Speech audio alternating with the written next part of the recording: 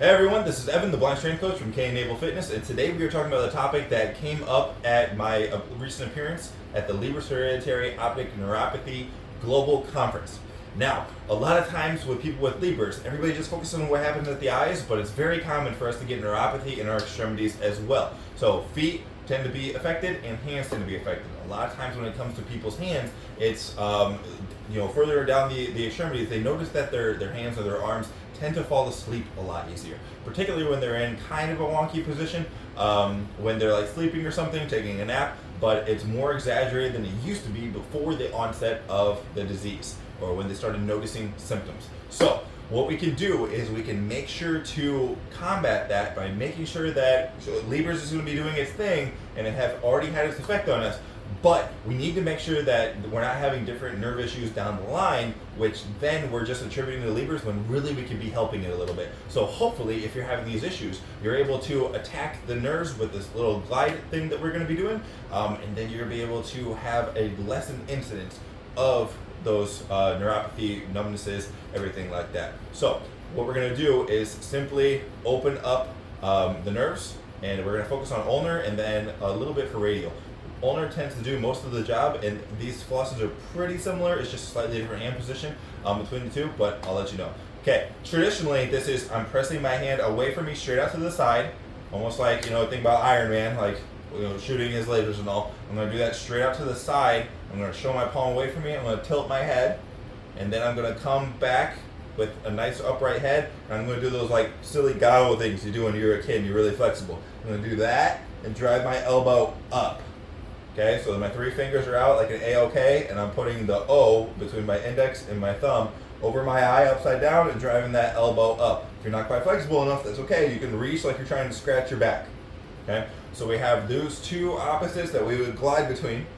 You can do that, or I really love to segment it as well. So all you need is a wall, and then what I'm going to do is I'm going to put my palm flat against the wall, and then what I'm going to do is just turn my chest to the side, away from that hand. Remember, fingers are pointed back behind us.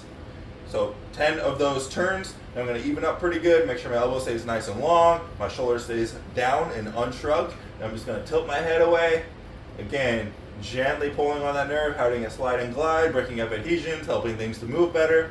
And then I'm going to shove my palm away into the wall, almost like I'm trying to detach my shoulder. This is kind of a weird one, but once you get the hang of it, you get a lot of bang for your buck with that. Okay, that's obviously the long form version of it. Now we need the scratch your back version. So all I'm going to do is I'm going to switch arms on you guys. As I'm going to take my left elbow, I'm going to put it up on the wall. I'm going to act like I'm reaching to scratch my back. And then I'm just going to bend down a little bit. So by squatting down just a little bit and driving my hips down and toward the wall a little bit, then I'm just going to drive my elbow back and behind me as well, opening up that tricep and the lat. So it really opens up the shoulder, and then we're going to be able to, again, have that nerve sliding and gliding better. If you want to do your radial nerve as well, all you got to do is the back of your hand toward the wall with your fingers still pointing back behind you.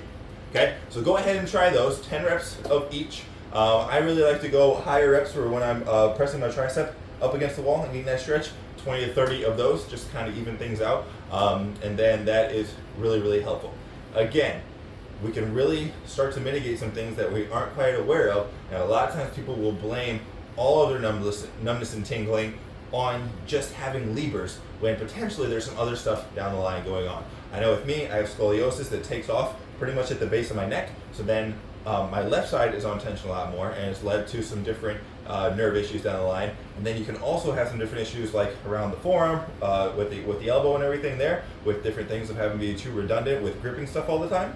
Or, if you're competing a strong man like me. And then same thing with having to press things overhead. If you're doing a lot of bench pressing, you have these different elbow pains. A lot of times you can try to loosen up and open up these different tricep muscles and do these nerve glides, and everything will start behaving a little bit better. So hopefully, if you're having some of these Leber's plus symptoms and you've been commonly attributing it to that and thinking there's no way around it, this stuff is going to potentially be able to help a little bit. I would love more information on if you guys are doing this and if you find it helpful in lowering the incidence of having the numbness, tingling, arms falling asleep, different things like that. So go ahead and let me know in the comments or shoot me an email at caneandablefitness@gmail.com.